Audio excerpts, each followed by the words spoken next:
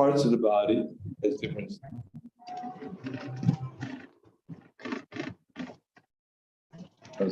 There's a tiger in this.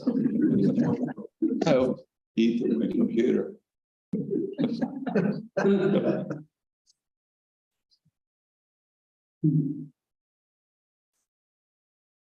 You just went on the internet. You want to see it both ways? You can't.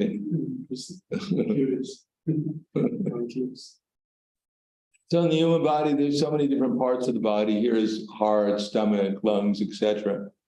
But actually, the human body has to work in harmony and balance with each other. If you have a big heart and no brain, obviously it doesn't work. And if you have a big brain but no heart, it certainly doesn't work. You have to have a balance between all the different systems in the body. So health in the body means a balance between the different systems. The digestive system becomes too powerful and overpowers the nervous system, then you get a nervous breakdown. Or the nervous system becomes too overpowering the rest of the body, then you become distressed. So Prabhupada, sometimes we compare ISKCON to Krishna's body, or even Prabhupada's body. So a purpose-driven yatra is driven by Krishna's purpose. These purposes are applied in the sequence he gave us. Oh, first of all, they're eternal and can be applied everywhere. Because Krishna is absolute, his purposes are also absolute. These purposes are applied in the sequence he gave us. Manmana, Baba Madbhakto, Madhyaji Mamnam Guru, Mamai Vaishasi Satyam Te Prati Jani Priyosime. Krishna wants us to hear about him, Manmana, so we can think about him. Unless we hear about him, it's not possible to think about Krishna. And we're hearing about him specifically, so Madbhakta, so we can become his devotee. It's not just hearing.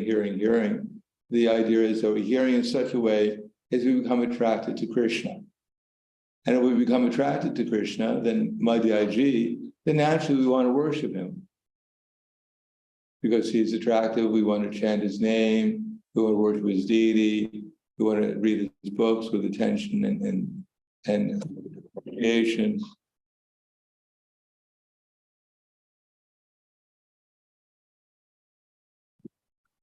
And Namaskuru. And if we actually develop some appreciation for Krishna and find out how wonderful he is,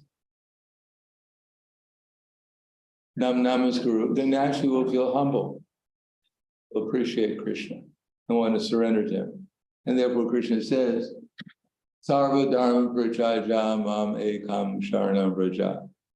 This is the fulfillment of Rupa Goswami's instruction about what pure devotional service is, namely Anukulyasya Sankalpe Pratikulyasya Varjana. We'll accept everything favorable for Krishna consciousness, and then naturally we'll start giving up things which are unfavorable for Krishna consciousness.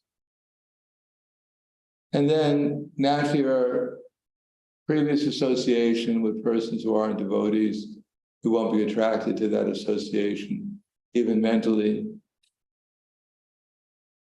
And then the result is that we become inspired to preach. And that will make Krishna very happy. Krishna is happy that we become Krishna conscious, but if we assist in spreading Krishna consciousness, that helps Krishna, makes Krishna feel extremely happy. As a matter of fact, Krishna says that there's no one in this world more dear to me than one who's assisting in the preaching, nor will there ever be one more dear. So that defines the purpose as we're explaining it in a different language, namely to go out to the innocent people, to inspire them to come to get devotee association so they can hear about Krishna's glories. So they want to associate with the devotees in big groups and small groups. So they learn the process of devotional service, which inspires them to become committed to the process, to take it, become part of the congregation, become committed to it, and do service, and then help organize the preaching and go out personally to preach themselves. So the purposes are, each purpose is in balance with the other purposes, unity and diversity. So the tendency in any temple, any church, any anything we're doing, the tendency is to be a little unbalanced because everyone has an attraction for certain things. Some people are attracted to finances, for instance. They want to make sure all the money is in its right place. You have enough money, and they're inspired to bring in contributions, make life members. Others are attracted to having programs or events, or to take care of the buildings, or everyone's attracted, but these things have to be in balance in order for us to be actually successful. It's called unity and diversity. Everyone has their abilities, their interests, their inspirations, and if we work together cooperatively, then it becomes very dynamic, synergistic, we say. The purpose is systematically engage devotees in pure devotional service and develop Krishna consciousness. So the idea of all these programs is not just to fill up our lives with programs, but to develop our Krishna consciousness. The buildings, the programs, the money, even the leadership is all meant to help us become Krishna conscious, to actually develop our awareness of and our love for Krishna. And this is all explained very nicely in Srila Prabhupada's books. And this is some of the words that we can use.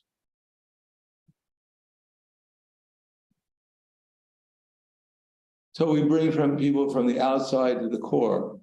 We want to bring people in because everyone has the potential to become Krishna's devotee. Everyone is actually Nitya Siddha Krishna Prema Sadhu Kavanoi Shravanadi Shuddhachite Kore Udoy. Everyone is actually Krishna's servant. They've simply forgotten it. And they're imagining there's something else, but they're never become anything else other than Krishna's servant. So it's, as Krishna's servants, it's our business to help people remember that. If we help others remember that they're Krishna's servants, then Krishna will help remind us that we're Krishna's servants also. They'll give us the realization that we can actually realize our relationship with Krishna. So we bring people in to hear about Krishna, give them devotee association, we train them up in Krishna consciousness, we engage in devotional service, and then send them out to preach. And that's the cycle from the outside in.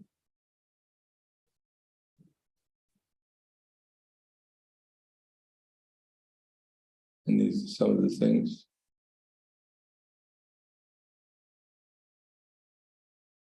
So there are certain, now I'm going to go over some myths about growing a temple. So this is the first one, is that somehow or another you can, for a temple to grow, you only need one or two purposes. If you're just really determined in those purposes, will grow. But actually we need all the purposes. By Shravanam Kirtana, by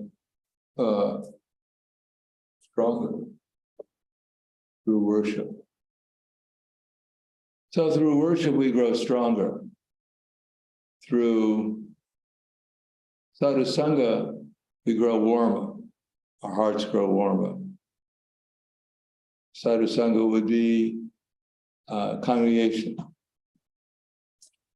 Through sadhana, which is hearing and chanting about Krishna, then our Krishna consciousness grows deeper. Through seva, a ministry, which is core, our movement grows broader. And through prachar, going out into the community to preach, our movement grows larger. So for a healthy body, we need all these things. We need prachar, we need seva, we need sadhu sangha, we need bhajana kriya, bhajan. All those things are necessary for a healthy spiritual life.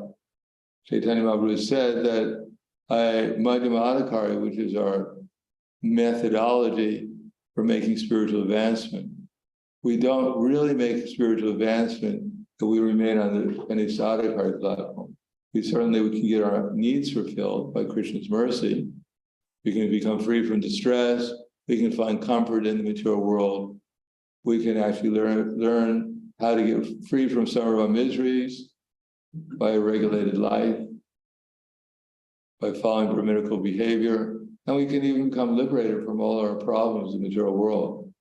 But that's only the negative side of what is freedom from material anarthas that's pure devotional service can give us. The devotional service actually begins after we're free from our anarthas. Brahma Bhuta Prasanatma, Vishoshiti Nakangshiti, Samak Sarveshu Bhuteshu, Madbhaktim Lavate Puram. That we become actually joyful on the spiritual platform when we no longer hanker and lament. And we can actually see all living entities as eternal souls that we're supposed to serve. Then we can begin real devotional service, pure devotional service. And in pure devotional service, we see three things. Namely, we see Krishna as the object of our love, not as simply our order supplier. We see the devotees as objects of our service and our cooperation. And we see the innocent as objects of our mercy, Krishna's mercy, become an instrument for Krishna's mercy. And for those who are against Krishna, upeksha, we disregard them. Now, even as neophyte devotees who are not completely free from anarthas, still, in order to become free from anarthas, we work on that platform.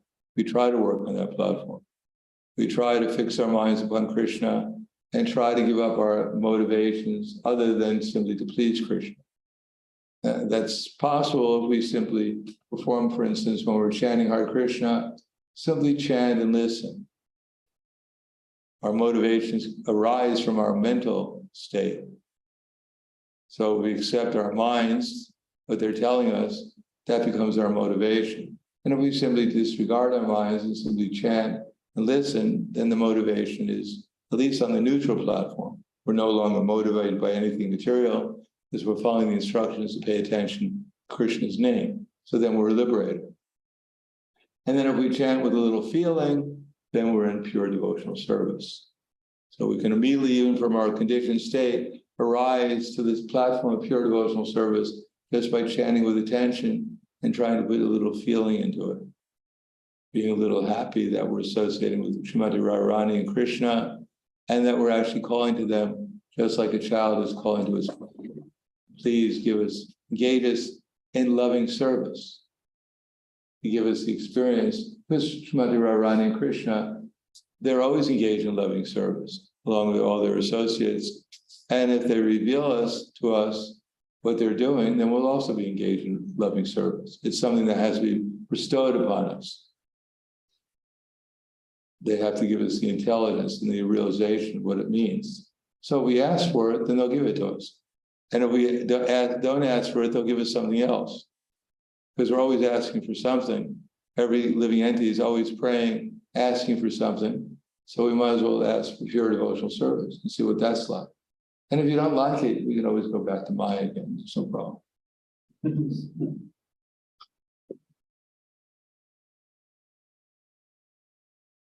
So the steps to becoming a pure devotional, a yatra based upon purpose-driven yatra.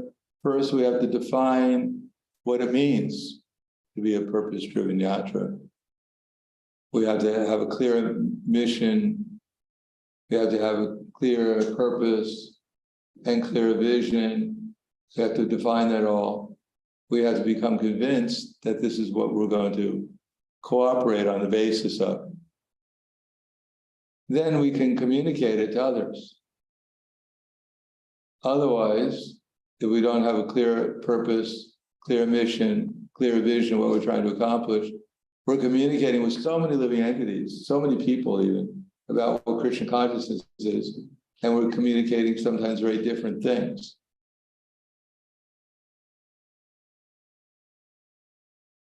As a matter of fact, most of the time we spend disagreeing with each other, trying to figure out what's wrong with everyone else's vision, purpose, and mission, and why they should accept mine, and why they're in Maya because they don't.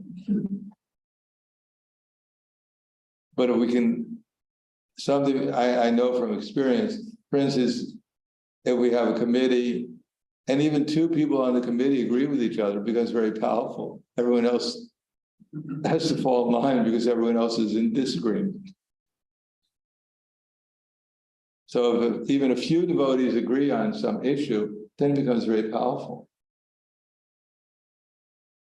And then when it's communicated effectively, then people will become inspired to utilize their energies, their body, their minds, their words, in fulfilling that purpose or that mission and achieving that vision. So then we organize around it. Organizing around it means just like if you want to go on a journey, first you have to pack your bags, put them into the car. So that's organizing for your journey. And then when you get into the car, you go on your journey, you're applying it to all aspects of what we're doing. But first we have to define our purposes. Defining our purposes builds morale, helps create unity and diversity. Decision-making is easier. If we know where we're going and how we're going to get there, then if someone comes along with an idea, then we see whether or not it fits into our purposes or not. And if it does, then we accept it. If it doesn't, then we don't have to worry about it. So decision-making is much easier. We don't have to spend years in meetings. We can actually do something. It reduces conflict. Of course, we don't have any conflict here. Everyone lives in harmony with each other. But theoretically, if we all have the same purpose, it's much more unlikely that we're going to have conflict. That if everyone's rowing the boat together, then no one's going to have time to rock the boat. It allows focus because everyone, if we clearly define what we're trying to do, then everyone could focus on it. You don't have to do a million different things. We just focus, see if we're actually accomplishing what we set out to do. Marathons are very good for that because devotees focus. I'm going to distribute so many books, and they just focus it, and we see how Krishna reciprocates. Because our desires are focused, like Dhruva Maharaj's desire was focused, and therefore even Krishna appeared before him. Dhruva Maharaj's mind was so focused, when he put his foot down, the whole earth caved in, Bhumandala. When he stopped breathing, the whole universe started to suffocate because his mind was focused. So we have a mind also. We could also focus it. And if we focus it on Krishna's mission, then so many things will be accomplished. It assists evaluation, so we know if we're going in the right direction or not. If we have a clear focus, a clear mission, clear purpose, and a clear vision, we can see whether or not we're going. If you were going from here to, for instance, Maribor, and we see a sign from Madrid, then we may know that maybe we're going the wrong direction. Maybe we have to change course. It allows continuous improvement. Act, plan, do, check, act, plan, do, check, act. So increases inspiration and responsibility. So now I'm not going to go into the details about effective purpose statement, but more or less, actually we'll go in a little bit. Based on scriptures, it's specific, it's memorable and transferable, it's measurable. So here's something that we made a couple of years ago. Our purpose: to bring people to Krishna by teaching them how to practice devotional service, inspiring them to join the society of devotees, and deepen their Krishna consciousness by using their energies and abilities in life to glorify the Lord and become pure devotees. So it's measurable. We can see how many people are coming to Krishna, how many devoted people have practiced devotional service, how many have joined our society as congregational members, how many are chanting 16 rounds and following the regular principles, how many are engaged in different kinds of ministries, and how many are going out and distributing books and Harinam and glorifying Krishna. It's all measurable. It's specific. Everyone can do something, everyone can contribute, etc. So this is something to communicate our purposes. Now, any questions so far about this? Yes. There's one question. sometimes we can take people out for Sandikan too early, or what's Well, you shouldn't go before 9 o'clock and all the. like you said, there should be sadhana, seva, and then thinking or something. Not necessarily, depends on the person. I mean, some people they see other people going out, they want to try it out themselves. No, don't go out. It's fire out there. Some people, they're just inclined. We know some devotees who, used to sell drugs on the street. They feel completely comfortable on the street. Now they can sell books instead. So there's no problem. But other people, they're more reluctant. Matter of fact, as I told the story of true story, one devotee refused for years to go on book distribution because he was afraid someone would attack him. He'd go to sleep at night dreaming that people would attack him on book distribution. You know that person. So one day they forced him out on book distribution. And he went up to someone and put out his hand. He was really fearful. The person took their fist and hit him in the face and knocked him out. So Krishna fulfilled his desire. He was meditating on it for years. So Krishna sent him the person that he was looking for. I mean, I have experience like that. In the airports, when I was in the airports in Chicago, distributing books in the airport, 1979 or 19, everyone was they were talking about the next war. There was a whole thing in our movement about how there was going to be another war and we had to prepare for it. So that's what our classes were about, how the war is coming. So our whole mentality was that this is a fight. And indeed, Krishna used to send people in the workers, especially in the airport, to come and fight with us. Because that's what, we were in the mood of a war. So Krishna, he fulfilled our desire and gave us a war.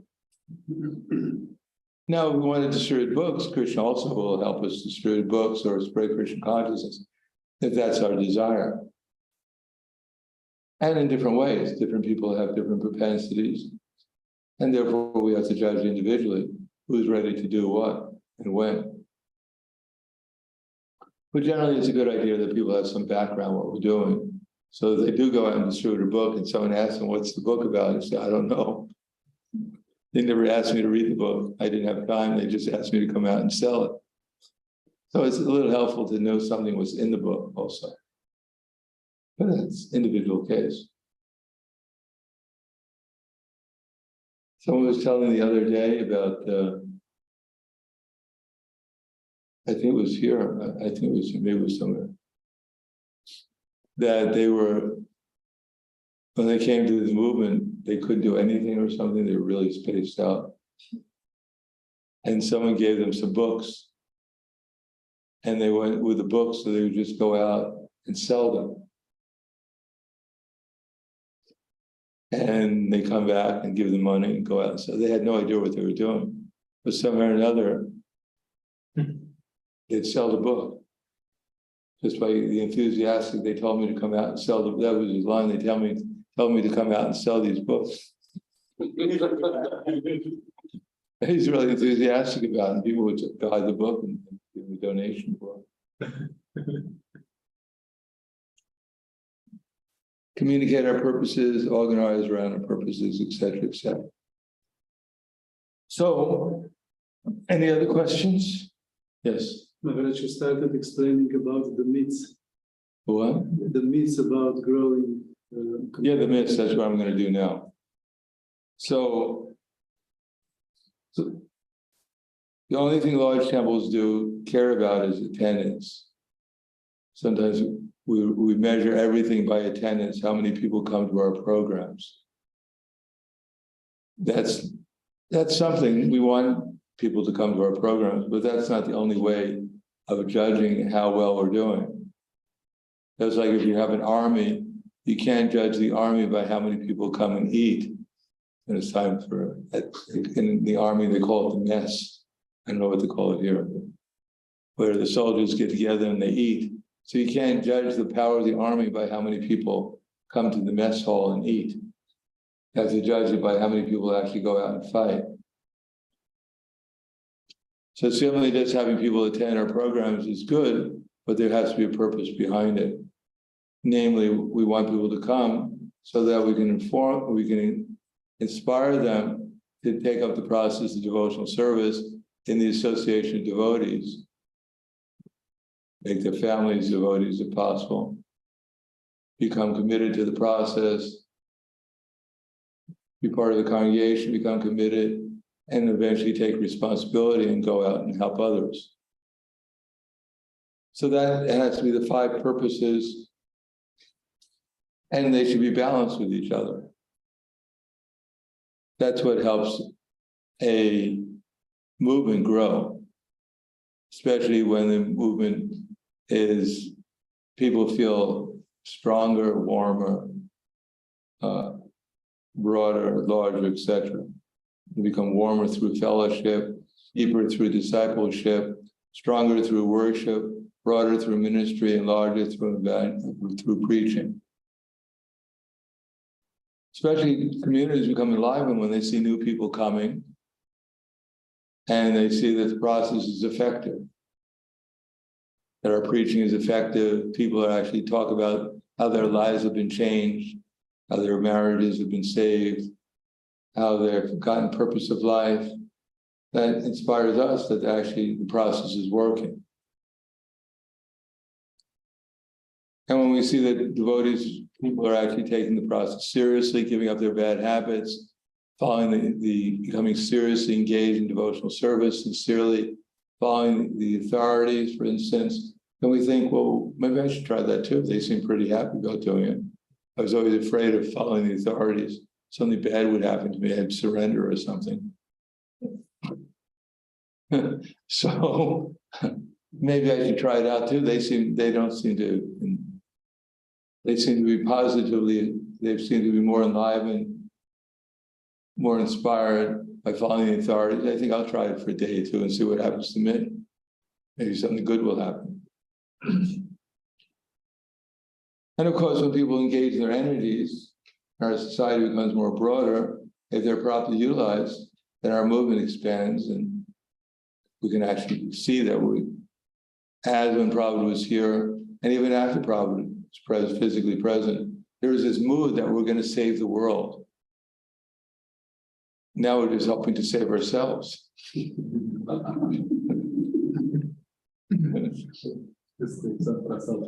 What's that? We used to say, if we simply go out and distribute books, everything will come. And now the mantra is, if we simply get everything else, maybe we can go out and distribute books.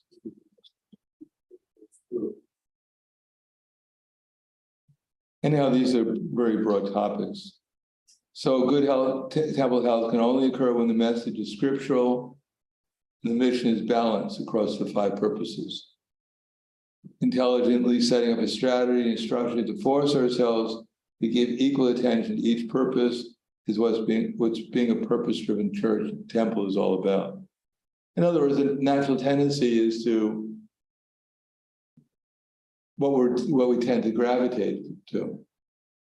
And therefore, balance means that we really have to work together and see that our mission is balanced, that the worship is going on, the discipleship is going on, the fellowship is going on, the ministry is going on, the preaching is going on. They all have to be equally balanced with each other. Of course, at different times, in the beginning, when we don't have so many prospect devotees, then you have to concentrate on bringing the people from the community into the crowd, or from the crowd into the congregation at the beginning.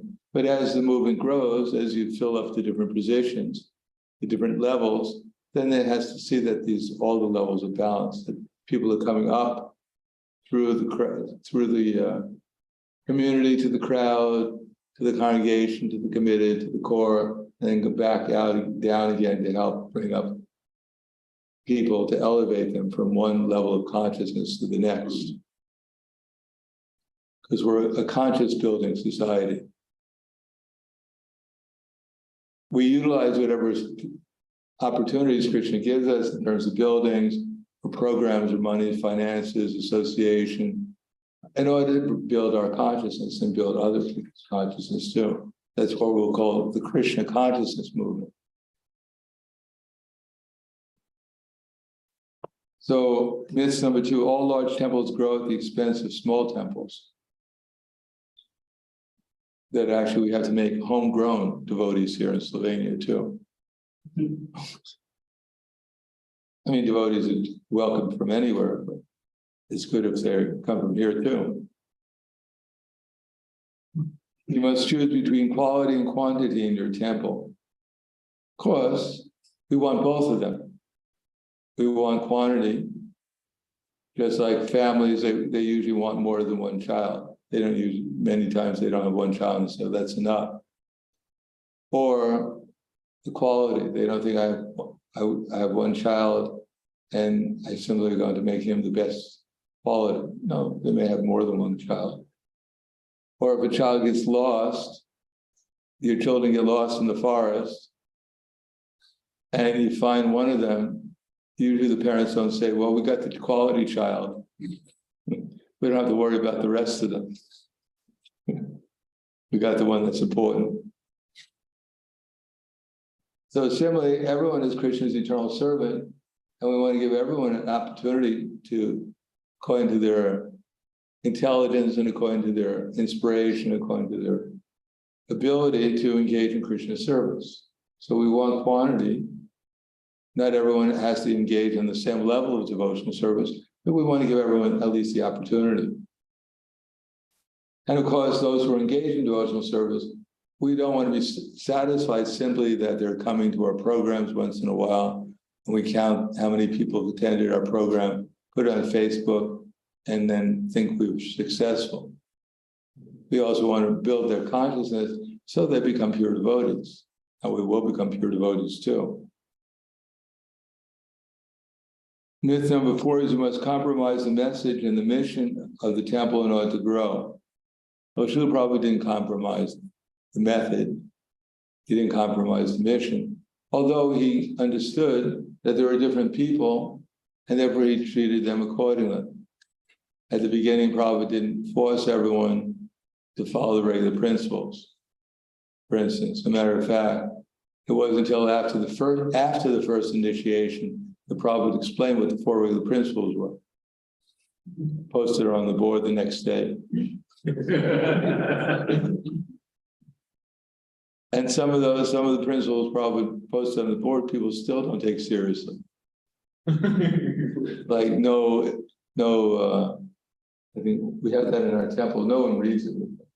We still have that. We have that on the wall there, but of course, I'm sure no one reads them.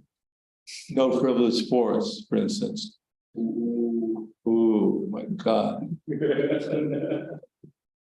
No association on the outside. I think that's one of them. And then there are 4 regular principles also probably posted there. Some people came for the first initiation. For the first time, they got initiated. And that was the last time anyone saw them.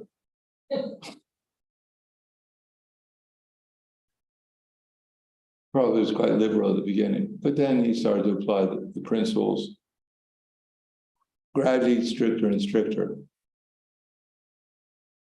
But in general, Prabhupada understood the difference between people who are committed and people who are simply a crowd coming and attending. They haven't made any commitment. They haven't made any, they're not giving donations, they're not following principles, they're not chanting. They haven't made any agreement, any vow to do any of these things. And therefore they're treated differently from the people who are actually just attenders. Just come and see. The other thing is when we challenge people to a commitment, we shouldn't be afraid that will repel people if we do it properly. Actually, when people are challenged to make a commitment, then a lot of times they take it more seriously. I know in the Sannyas ministry for the last, since 1990, that's 30 years now, we've simply been we could say tightening the screws. You know what that means, tightening the screws? When you tighten the screw, we've been making it more and more strict. So now we have our sannyas candidates. Well, first of all, you can't even become a sannyas candidate. You have to become qualified even to become a candidate for sannyas. That takes at least a year. You have to do a mission. You have to do an action learning project. You have to attend the college. You have to get evaluations. You have to have interviews. You have to write essays. So we have just as many sannyas candidates as we had when it was just the beginning. We have 4 times more now than when we had no such things. So people they want to learn, they want to become qualified, they want to take something to be of value, something that they achieved, then they take more seriously.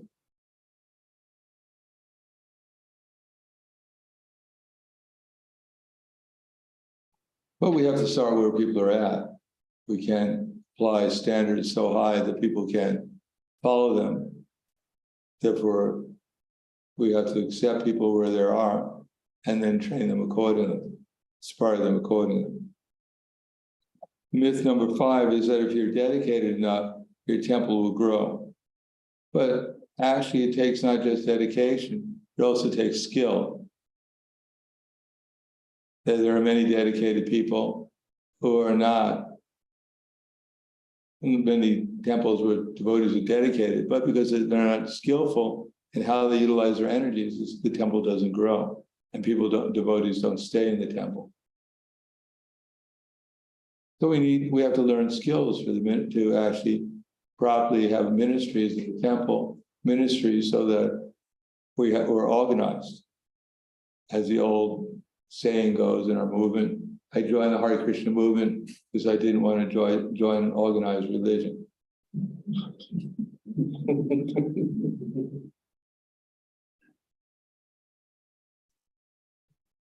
So temples grow by the power of Krishna through the skilled efforts of the devotees in the temple.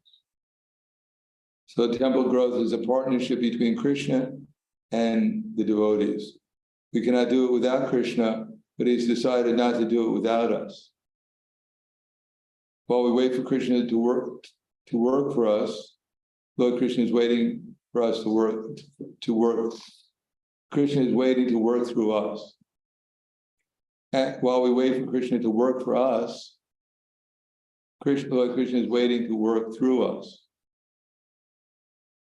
That old story or the common story of the little bird who was laying his eggs by the ocean, and the ocean came and took the eggs away, and the little bird went to the ocean and threatened the ocean, if you don't give me my eggs back, then I'm going to dry you up.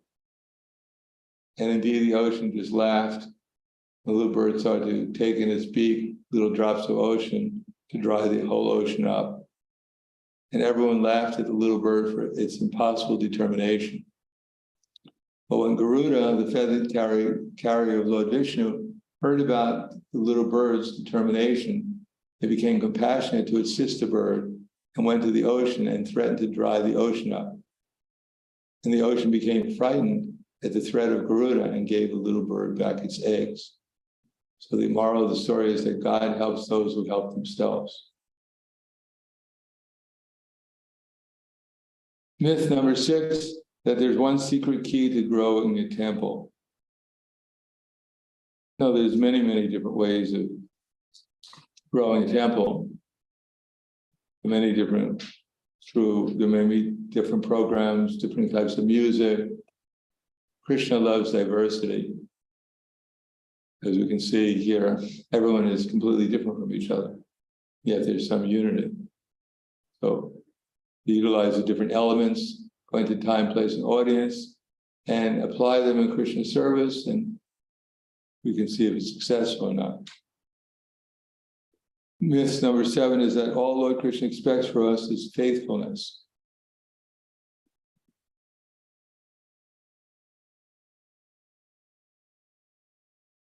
So faithfulness actually means that we're utilizing all our energies in Krishna's service. That's actual faithfulness, not that simply we have faith in so-called faith in Krishna, but we don't utilize our energies in Krishna's service. We simply sit there and pray, please Krishna, send me someone. That also works. But then we have to be prepared to talk to the person that Krishna sends us. I know some devotee who used to go out he always have a book in his book bag, but he never distributed to anyone. And one day someone said, "What's in your bag?" He said, "Oh, you won't be interested." No, let me see the book. Let me see it. No, no one's ever. No, let me see it. Wow, this is really good. How much can I give you for it? So we have to be faithful, but we also have to rely upon Krishna, but we also have to do something. So we have to be willing to rely upon Krishna and willing to change what we're doing in order to do things more effectively.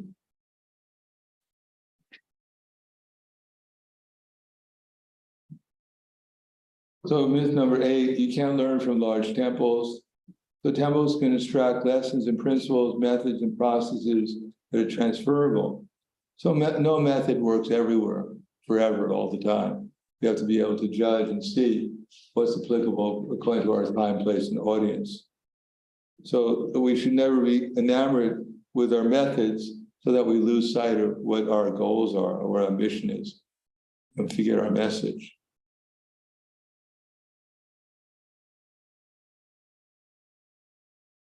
So 2 things. So the temple has to offer things that people can't get elsewhere. For instance, here they can get things like purpose of life, eternal purpose of life. Now, who could match that? People are interested in money, they're interested in fame, they're interested in security, but these are all temporary. But we can actually offer them the spiritual kingdom where they can live forever in bliss and full consciousness. So what could be more valuable than that? So that's something this temple can offer.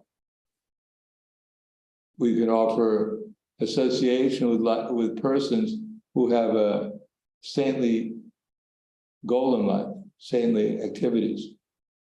Can you get that anywhere else? So there's some things that the temple can offer that can't be gotten anywhere else. So also another thing that can be gotten from it is that we should have a clear differentiation between those who are simply coming to find out what we're doing, but we should also establish some kind of membership that people can actually feel that they belong. That the temple is not simply a place to visit, it's a temple to belong to identify oneself with. The community is something to identify oneself with, not simply to visit sometimes. And there should be some criteria, in terms of practical contribution, practical lifestyle that makes one actually eligible to be a member, to be considered a member of the community. Temples need to explain in order to do that, the purpose, the value, and the benefits of commitment. And we shouldn't foolishly imitate the latest fad or the fashion, but we should offer the Bhagavad Gita while ignoring. We shouldn't offer the message of the Bhagavad Gita while ignoring the cost and responsibility of following Lord Krishna. In other words, there's a tendency to become so much enamored with the latest ideas that we forget the value, the absolute value of the Bhagavad Gita, what the Bhagavad Gita is offering. So we shouldn't also engage in practical humanism that assume all responsibility for temple growth, that we're alone by our management skills, by our expert organization, we're going to solve all the problems of ISKCON and save the world. That's called practical humanism. So that's part of it. nor should we be pious irresponsibility. We're just going to sit in our temples and chant, and people will flock in because of the purity emanating from the yoga pit. People will walk by and see the effulgence, be attracted like a moth going into fire. So there has to be a balance between the two. We have to work as if everything, we have to pray as if everything depends upon Krishna and work as if everything depends upon ourselves. So if we're not taking any risks for our community, that's a sign of faithlessness. We can see in the lives of our preachers, whether it be Lord Jesus Christ or Haridas Thakur or others, they took risks in order to spread Krishna consciousness. So that's called faith. We can't develop, Krishna will not give its faithfulness unless we actually become faithful in Him and rely upon Him. And believe that He'll actually protect us, especially spiritually. And there's no one community that we can emulate, or imitate. That we have to take good examples from other communities and then apply it within our own situation. And the leadership of any program is always more crucial than the program itself. Without inspired leadership, it's very hard to actually have an successful program. So grow the temple by using principles someone else discovered, and then filter them through your personality and context. Don't be embarrassed to use a model that works. So, any questions, any comments? I think we only have 15 minutes left, is that right? We're supposed to go to 5:30, whatever. The night's young. Any questions? Yes. There's many times this tendency, if you have buildings and you have paid worship, that this building maintenance and worship expand the cost of preaching. I mean, We'll go out and preach and get people to come so they can donate to the building. You have to, I mean, obviously you have to live somewhere, unless you want to buy a tent. And I mean, if one is really dedicated to preaching, you can go out and get a van and go out, distribute books from the van, in the van. But that might be a little inconvenient sometimes, especially in the winter. Most of us are not so austere nowadays. So the temple is there. We have to arrange the temple in such a way as that it becomes most effective for spreading Krishna consciousness. And when it's effective to spread the Krishna consciousness, and people will donate to the temple. They have to use their energy somewhere. So rather than decorate their own house, maybe they should decorate the temple.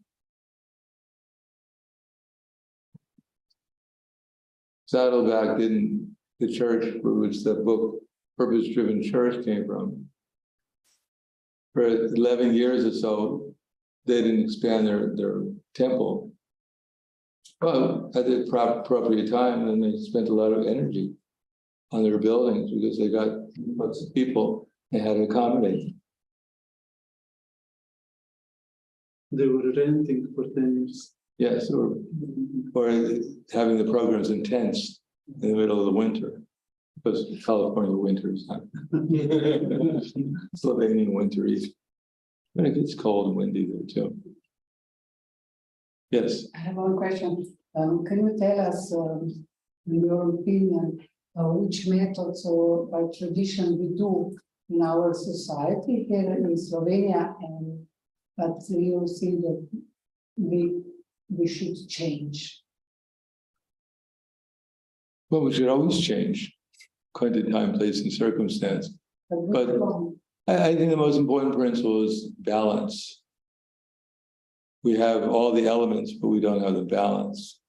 And we have all the elements there already, but we don't have a clear sequence of how to apply them in a balanced way to actually get the greatest amount of effect.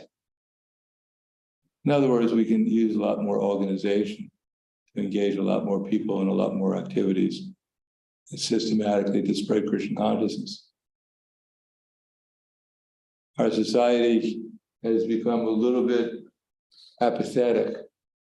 We think, oh, I'm so old, we have had such a history, nothing worked.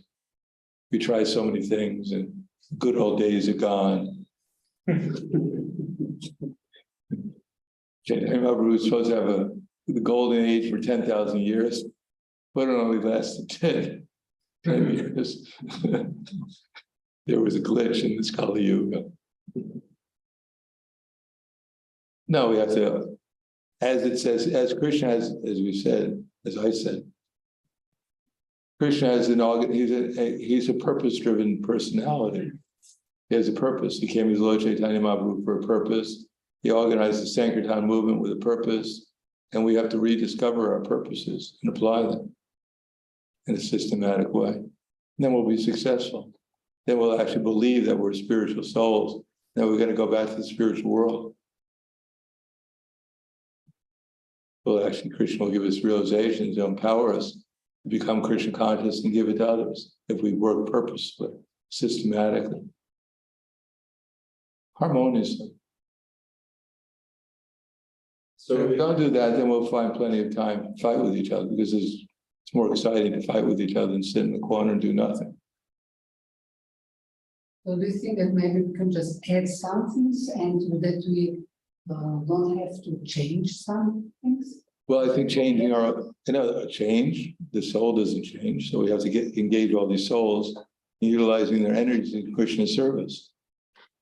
Same old things, get them to chant Hare Krishna, get them to read Srimad Bhagavatam, Bhagavad Gita, get them to serve the deities, get them to serve the devotees, get them to try to make the atmosphere spiritual. And we have to do that with more organization and intelligence.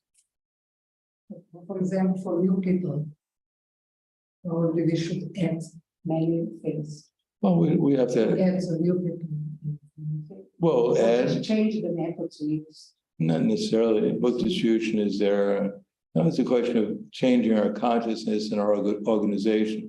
For instance, if you go out and meet someone new, give them a card, invite them to a program.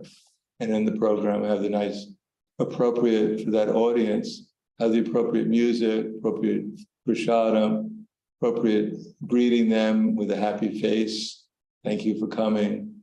And then telling them the appropriate message. And then having some, for those who come more often, having a program explaining to them that there's also there's more you can do, there's other programs you can attend that will give you a deeper insight on what we're doing if you're interested. So have further educational programs, further opportunities for service for those who become interested. And systematically develop people by commitment and education, give them opportunities for service and education as they desire them. When we will start with this system, I would like to ask Ananta, because he is actually, I think his work has driven church almost 2, 3 or 5 years, I don't know. No, I'm 5 years. Yes. So for that, may I speak in Slovenian? What's that? I would like to speak in Slovenian if it's possible. Okay, For I will.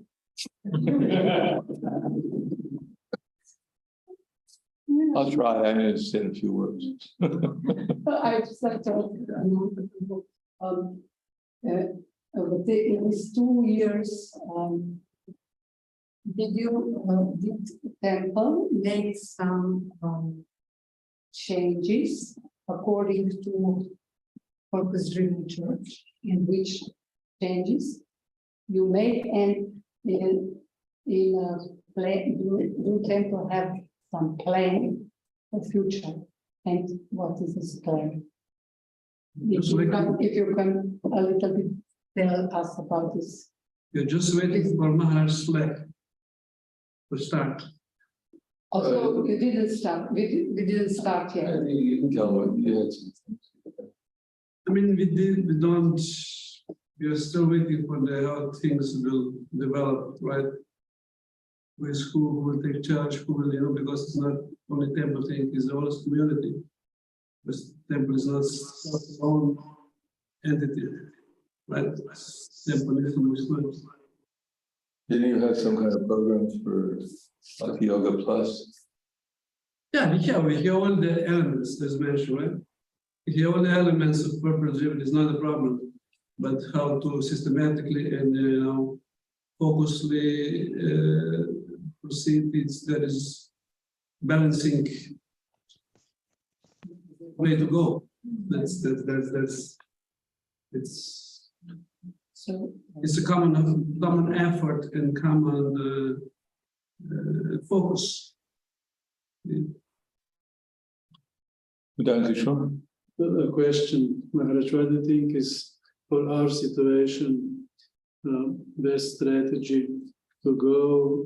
Sometimes Rick Warren explains, especially for new churches, to build each of these purposes in sequence. Yeah. So you start with preaching and then you go to develop worship and so on. Yeah. But for the existing communities like Well, then you have to is do. it the same, or is it better to make 5 teams and which options? Obviously, you have to do an organizational scan because we may have a theory that we have a large congregation. But the question is, what do you define as a congregation? People who just come to the Sunday feast and take prasadam, or people who are actually engaged in service? Now, if you have a congregation that's coming not actively engaged in service, then you can't really say that they're an active congregation. So you have to build if you want to go to build a congregation, you have to see, do you have your crowd that's coming? But actually, do we have a crowd here? I don't think so. We have the same people coming all the time. And they're not really a congregation because they're not really actively engaged in service, either in small groups or in larger groups. So then you have to do an organizational scan and see who you actually have rather than who you actually hope you have. And then to see where you have to go from there. If we don't have a real crowd, then you have to create a crowd. Because without a crowd, you can't get a congregation. Without a congregation, you can't get committed. Without committed, you can't get a core. You have to see. First thing is either organizational scan in our case, and at the same time, after that, things like defining your target audience, who will be most receptive to what we're offering, so that not only they're going to become part of the crowd, but they have the potential to become part of the congregation, part of the committed, and ultimately part of the core.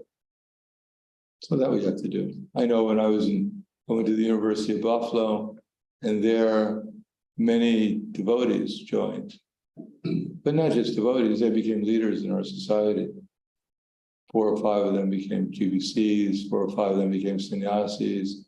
Practically, we all became temple presidents and that. So Prabhupada was very happy. He wrote a letter to my temple president. He was very happy that we're creating, we're getting some educated devotees in our society. So that has to be there. Yes. I heard in the instance in Zagreb temple, they introduced many changes and different approaches, but the devotees said that actually they didn't grow. They are even worse. There are just many groups there, and each group has. There has to be a sense of leadership cooperation. I know Croatia's it's a question of people actually accepting not only responsibility, but also being willing to not only, like anywhere else, by experience, they may have to learn how to cooperate. Yeah, because without that, it's very hard to grow.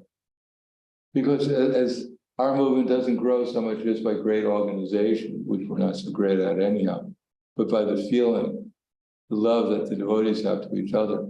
Why would anyone want to join a society where people are fighting with each other?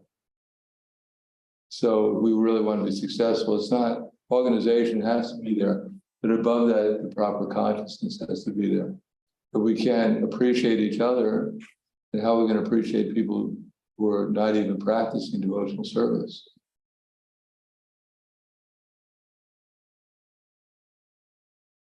If we can't be happy when we see another devotee, how are we going to be, why should we be happy when we see a non-devotee? Non-devotee, wait. What a relief. I've been surrounded by all these devotees all the time. Thank you. I hope you're not following the principles. Oh, you chant Hare Krishna, oh, you're in trouble. Yes. So I understand this system is based a lot, we mentioned many times, on level of commitment, right? Yeah. And that's identified, and then of course it's connected with membership. This membership is very scary area, especially in our membership or institution that is not. And among the orders also is very kind of very sensitive topic. How do you envision implementation of that? Well, This that's, is quite a key element in that model, more or I less. mean, right? commitment is a key element. Exactly. How do I, well, if people want to commit, they'll commit. If they don't want to commit, they won't commit. If they want to chant Hare Krishna, you know, if you say, well, you have to chant 16 rounds, you get initiated. Wow, that's pretty scary, chanting 16 rounds. Hare Krishna, I don't know if I can do that. You know, what's going to happen to me? You have to follow four regular principles. That's too scary. I'm not going to do that. That's so compared to those two things, I mean, what's scary? But there are two things. One is commitment to the process, one is commitment to the community, right? Because in that Yeah, well, that's the problem with Kali he Yuga. equates the commitment to the Jesus, commitment to the church, right? Yeah, So how is this implemented here? well, you have to Because have. another one has faith in the institution, and this is just. You have to give people faith. People who are telling people to chant Hare Krishna, they should also be chanting Hare Krishna. People who are telling you to come to the program, they should come to the program. And you might have some faith. We're not, you know, we don't have to have faith necessarily that this person's in the spiritual world and descended. But at least whatever they're telling me to do, that they should be doing too. Then we might have to develop faith in them. And if people are happy by chanting Hare Krishna, if they have nice relationships with others, then they can teach me how to have nice relations with others too. That's how they develop faith. They see people are friendly with each other and happy doing this, what they're telling everyone else to do. That way people develop faith. Let me try it too. If they try it, they become happy, they become inspired. Then they develop faith. Krishna will give them faith. It's something that's gifted if you follow the process. Krishna gives it. Yes. I didn't read this book on this church and how they evolve. But I just share from my experience. I went out of Ljubljana, 1 hour and something class. And I started to associate with some people. They started, like 3 started to chant and come 2 or 3 times now in the temple. So I think we need to take time to have personal association with new aspiring members. And because sometimes it's scary to come in the temple. You don't know like that. I don't know, did the church also grow that the preacher went out and made some small sort of centers? It was more tied to Well, the they church. grew in so many different ways. They grew in so many different ways. But they grew large.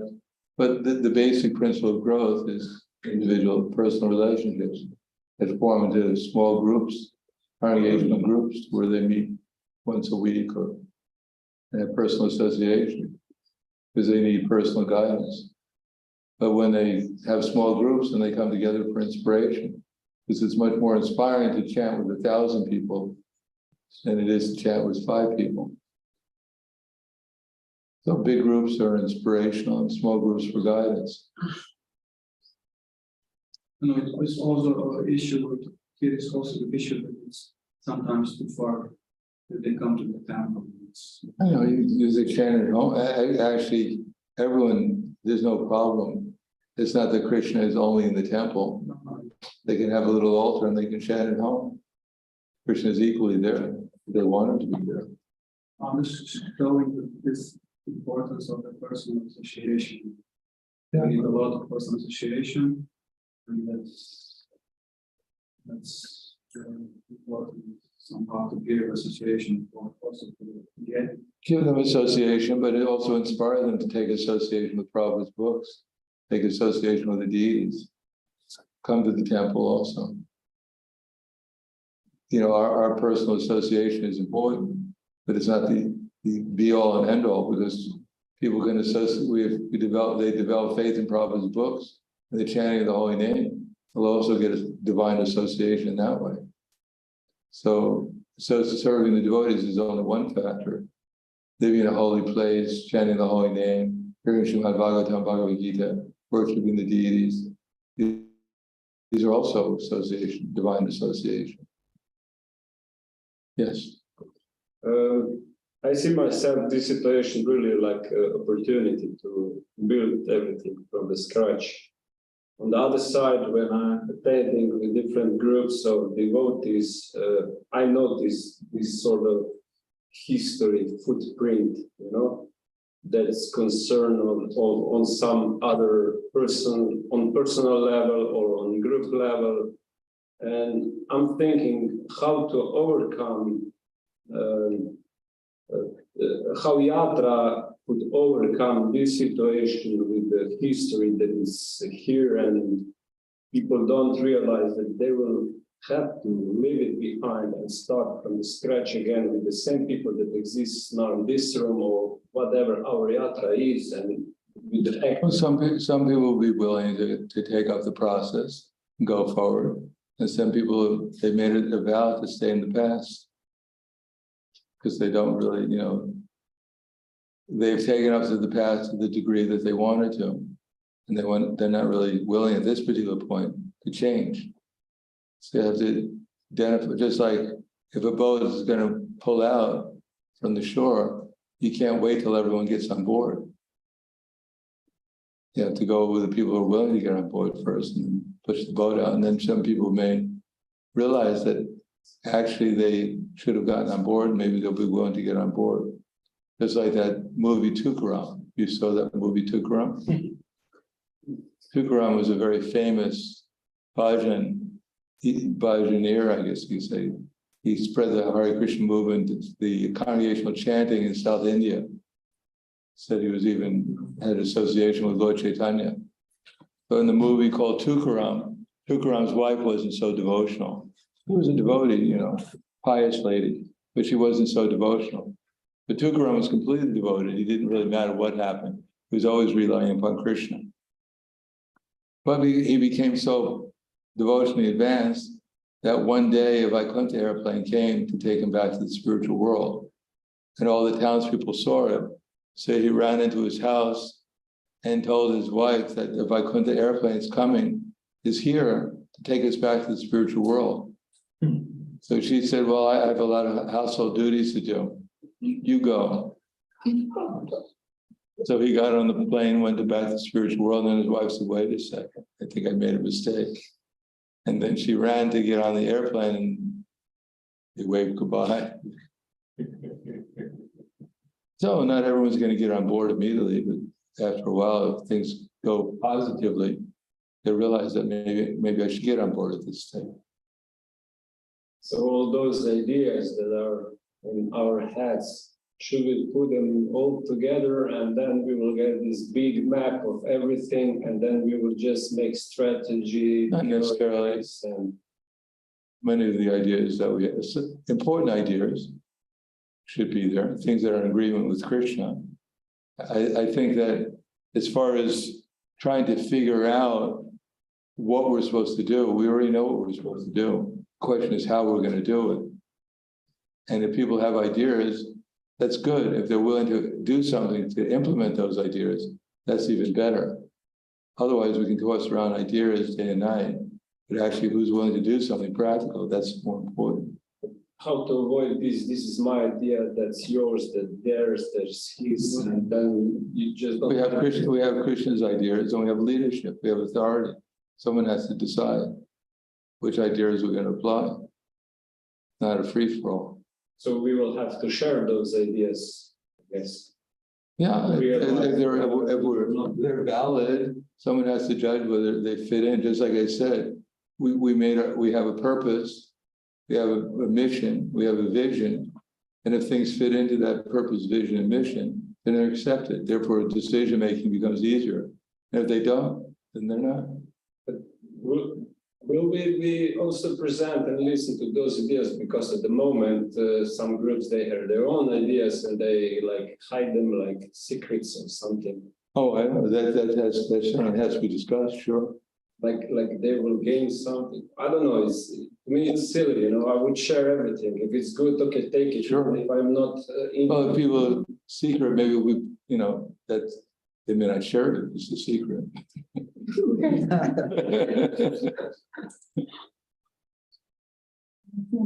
So I think we're going to stop there. Anything else? Yes, one more. One question about membership. Yes. I'd like to know what actually means to be committed to. I mean, a membership is more on the level What actually this means in practice? How committed. it looks, yes, to be member of. Well, it usually goes from community to crowd, and then the commitment actually starts at the congregational level, Yes. where you have things like, I'm going to commit, to attending a group once a week, group of like-minded, or I'm going to commit, for instance, I mean, I'm going to commit to hearing in that group, we're going to have this program, this type of program, we're going to read about Krishna, we're going to discuss maybe some service, so you sign a agreement that's, I'm going to be considered a member of the Hare Krishna movement in Slovenia, and I commit to doing these things, attending a meeting once a week. I agree to support the authority structure, etc. So you make a membership on that basis. And who will make. The people who are going to be working on the membership program. In other words, the people who are going to be deciding, you have to find out what is the level of possible commitment of the people who are coming, or the crowd that's coming, and make some reasonable commitments for them.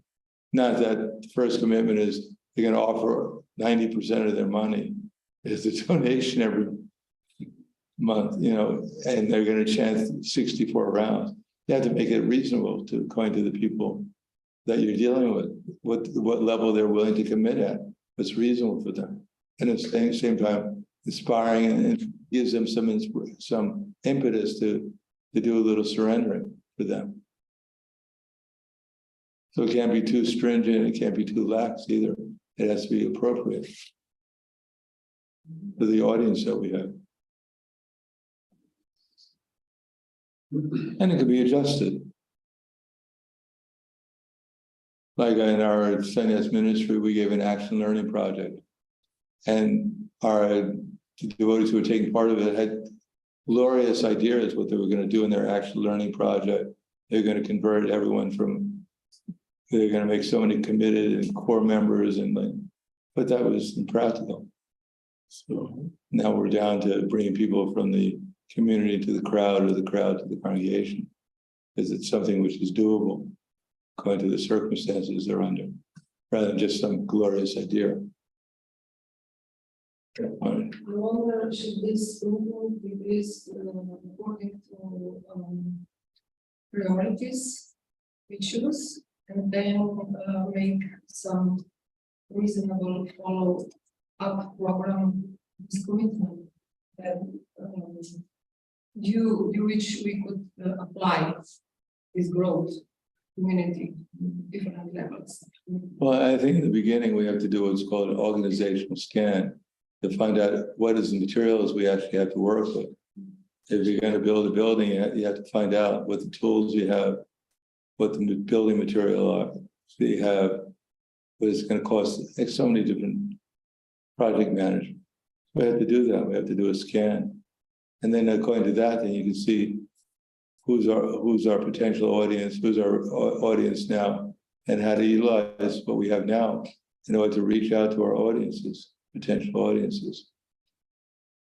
Is anyone already do this? What's that? Does anyone already do this?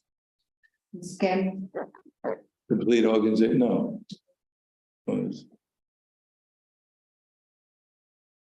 So we need dialogues. You need to a certain extent, and at the same time, we have to do something. In other words, we don't have such a big organization that we have to look at our, as they say in English, the expression, meditating on your belly button. So you wind up doing nothing. My opinion is we have to reasonably think about what is available. At the same time, we have to start doing something. So we actually get some results. If we had to wait, probably had to wait, everyone become expert at book distribution before we started book distribution, none of us would be here right now.